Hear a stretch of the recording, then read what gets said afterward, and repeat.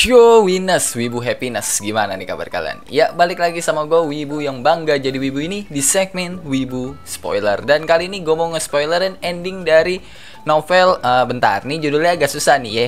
Naze boku no sekai wo daremo oboete nai no ka. Ya, Naze no boku sekai aja ya. Udahlah, Naze boku no sekai. Udah, itu udah gampang banget, oke?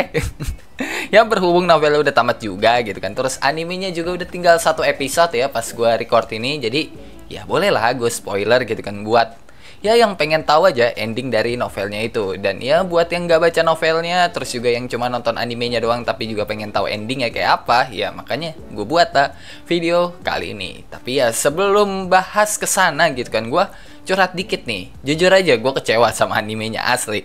Ini anime harusnya bisa sejajar lah ya sama Gaku Sentoshi Asterix gitu loh, yang bisa dibilang motion dan grafisnya sebenarnya harusnya bisa mirip gitu loh, tapi animenya malah kayak gitu. Actionnya, motionnya, efeknya itu jomplang banget lah sama Gakusen Toshi Asterix kan. Tapi kok bisa ratingnya di atas Gakusen Toshi Asterix itu? Why? Apakah standar anime sekarang emang turunnya sejauh itu gitu ya? Tapi ya udahlah gitu loh, itu aja sih curhatan gue pas nonton animenya ya. Yang menurut gue ya sensasi fightingnya itu nggak dapat sama sekali. Motionnya kayak aduh kaku banget ya. Tapi ya kalau soal cerita ya bisa dibilang gue lumayan tertarik lah. Makanya ya gue baca novelnya dan akhirnya gue bikin video kali ini. Oke, balik ke topik pembahasan ya.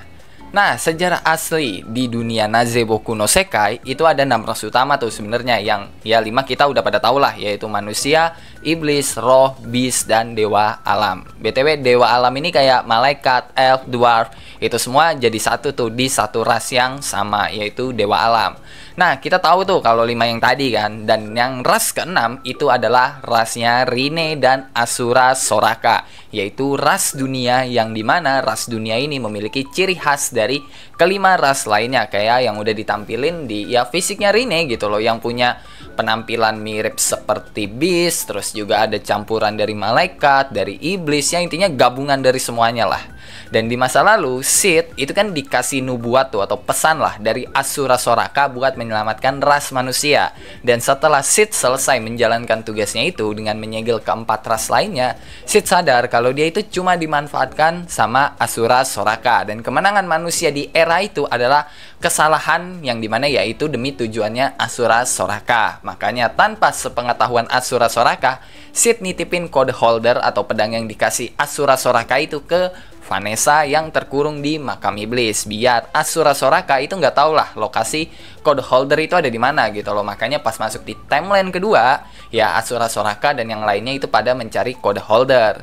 Nah, tujuan dari Asura Soraka adalah melenyapkan seluruh ras yang ada dan merubah mereka jadi kerangka mesin kayak Rasterizer dulu, yang dimana Rasterizer itu dulu adalah ras dunia gitu loh. Jadi ras dunia itu bakal berubah jadi apa ya, monster mesin kayak gitu yang ada organ-organnya, ya kayak Rasterizer lah.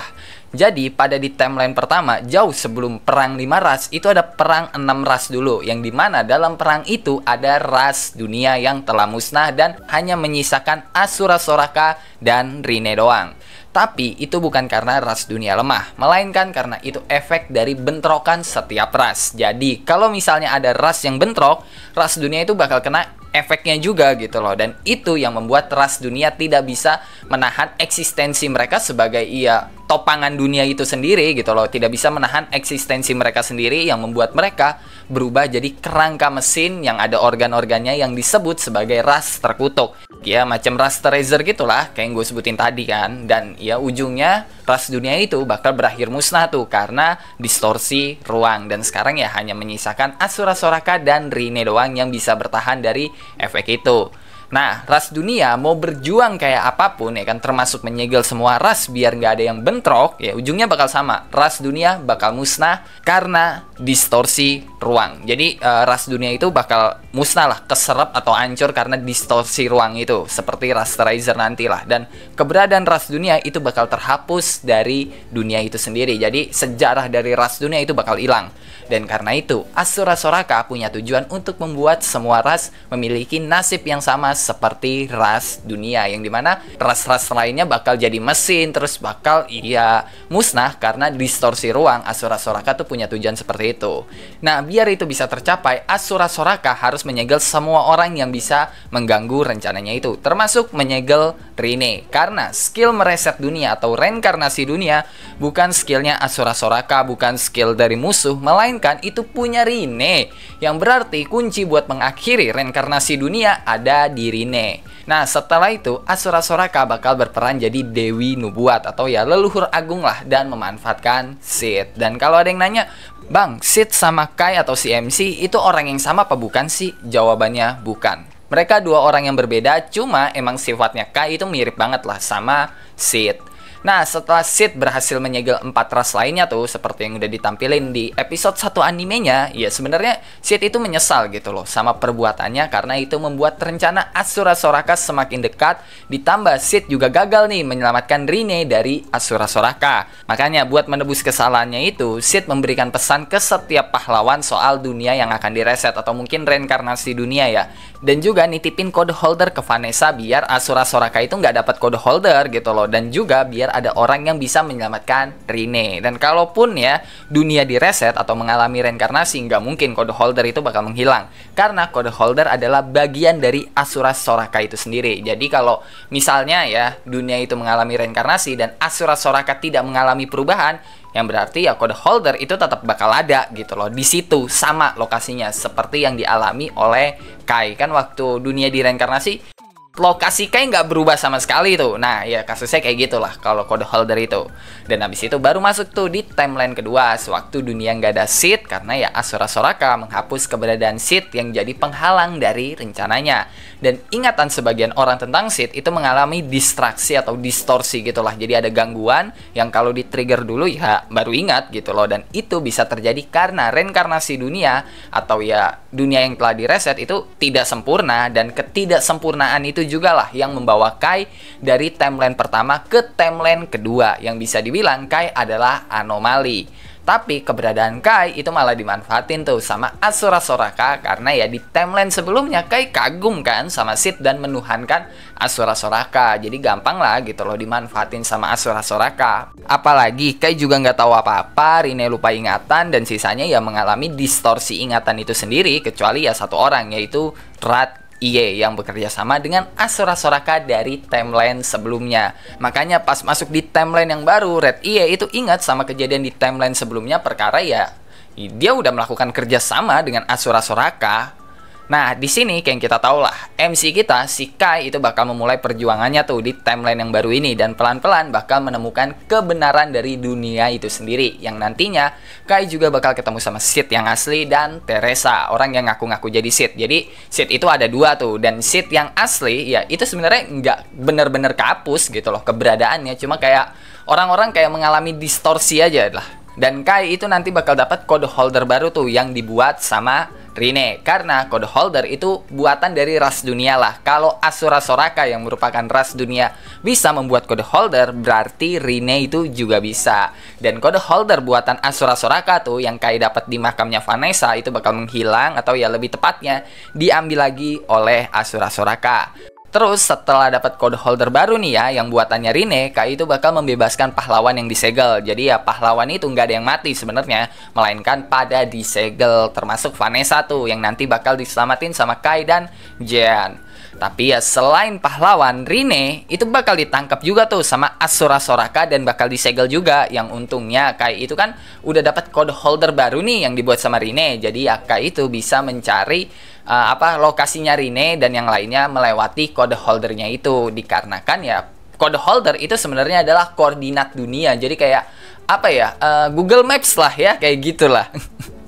Nah, setelah itu Kai dan yang lainnya itu bakal melawan Asura Soraka dan ras dunia yang udah berubah jadi ras terkutuk, yang dimana lokasi pertarungan mereka itu ada di tempat pertama kali Kai ketemu Rine, yang dimana ya tempat itu disebut sebagai altar dunia, tempat awal dan akhir dari dunia tercipta. Maksudnya ya dunia dari Nazeboku no Sekai ini ya. Nah, pas Kai udah menang nih ya dari Asura Soraka, Kai itu sadar kalau Asura Soraka itu cuma pengen rasnya hidup di dalam sejarah yang bisa diterima semua orang. Atau lebih tepatnya, ras dunia itu tidak menghilang, bisa diterima oleh semua orang gitu kan, bisa hidup tenang gitu loh. Makanya ya Asura Soraka sampai mereset dunia biar bisa mendapatkan ya kehidupan seperti itu. Dan plot twistnya di sini, yang pengen semua ras menghilang itu bukan Asura Soraka, melainkan Rinne, atau lebih tepatnya Shadow Rinne sih. Inti dari reinkarnasi dunia yang jelas di sini ya ada dua Rinne tuh, yaitu Rinne yang biasa yang kita kenal dan juga Shadow Rinne. Nah, kemunculan Shadow Rinne itu bisa tercipta atau terjadi ketika reinkarnasi dunia udah sempurna dan dunia itu harus dihapuskan menurut perasaan terdalamnya Rinne. Jadi ya cara kerja dari reinkarnasi dunia itu mengikuti perasaan terdalamnya Rinne tuh, yang kalau semuanya udah terpenuhi bakal memunculkan ya Shadow Rinne. Yang bisa dibilang Shadow Rinne itu inner setnya Rinne tuh yang benci semuanya. Di anime juga udah ditunjukin kan kalau Rinne itu benci semua ras. Yang kalau nggak salah itu waktu lawan Vanessa deh, Rinne ngomong kalau ya dia benci sama semua ras. Dan ya udah abis itu Kai bakal melawan Shadow Rinne. Dan apakah Kai menang? Oh no, Kai justru kalah. Sampai ya Kai itu harus dibantu sama Sid, Teresa, Vanessa, Alfrea, Kyoko, dan Rat Ie. Ya tetap aja gitu loh, mereka semua kalah dari Shadow Rinne. Dikarenakan Shadow Rinne adalah pahlawan ras dunia. Yang di sini kita benar-benar dikasih lihat seberapa jomplangnya kekuatan asli dari ras dunia itu. Bahkan ketika semua pahlawan jadi satu melawan Shadow Rinne, kagak bisa apa-apa mereka. Dan ya di sini mungkin plot armornya ya, karena ya Kai dapat lagi tuh kode holder punya Asura Soraka. Jadi ya Kai punya dua kode holder, yang satu punyanya Asura Soraka, yang satu yang dibuat oleh Rinne. Dan dari situlah baru Kai bisa mengimbangi Shadow Rinne dan ya menang dari Shadow Rinne. Dan setelah itu ruang dimensi yang jadi tempat mereka gelut ya kan, jadi tempat mereka perang itu hancur tuh, dan ruang di antara Kai sama yang lainnya itu terpisah. Jadi ruangnya bakal kepecah dua dan Kai sendirian. Mereka semua menatap khawatir ke Kai itu, terutama Rinne, tapi Kai bilang, tidak peduli seberapa jauh kamu, tidak peduli seperti apa sejarah dunia ini nantinya, kita pasti akan bertemu lagi dan aku pasti akan menemuimu, Rinne. Dan ya akhirnya setelah itu sejarah dan dunia ditulis ulang lagi dan melahirkan dunia yang jauh berbeda dari kedua dunia sebelumnya. Dan yang ingat sama Kai, terus juga ingat sama kejadian di timeline sebelumnya, itu cuma orang-orang penting aja tuh, kayak Vanessa, Alfrea, Kyoko, Rats, Asura Soraka, dan Rinne. Sisanya mah pada nggak ingat gitu loh sama Kai dan juga kejadian di timeline sebelumnya. Nah, di dunia kali ini kelima ras itu saling hidup berdampingan tuh. Karena itulah ras dunia bisa bertahan. Kayak yang gue bilang di awal, ras dunia mengalami kepunahan itu dikarenakan bentrokan kelima ras. Jadi kalau nggak ada bentrokan ya ras dunia bisa bertahan gitu loh. Makanya ras dunia tetap ada kayak Asura Soraka, Rinne, dan yang lainnya. Dan cerita ditutup dengan Kai yang kembali bertemu dengan Rinne setelah pencarian panjangnya Kai selama berbulan-bulan. Dan oke lah, cukup sampai di sini buat cerita kali ini. Cerita jatuhnya apa spoiler ya, terserah lah lu nganggapnya apa ya.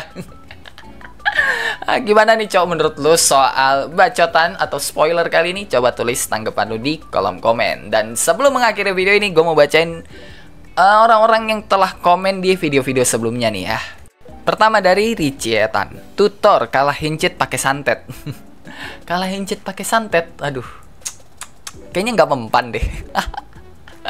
Kodam dia apa dulu nih guys ya? Waduh, ntar kodamnya dia kan naga gitu ya.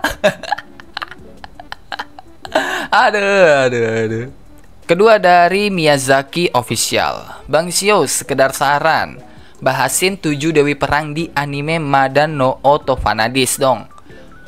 Gue bukannya nggak mau bahas ini ya, Madan no Otofanadis lagi gitu, tapi kayak apa ya, sekarang tuh kayaknya udah pada jarang atau mungkin daripada nggak ada gitu loh yang ngikutin cerita Madan no Otofanadis ya. Mungkin karena ceritanya ecchi atau mungkin itu karena anime lama ya.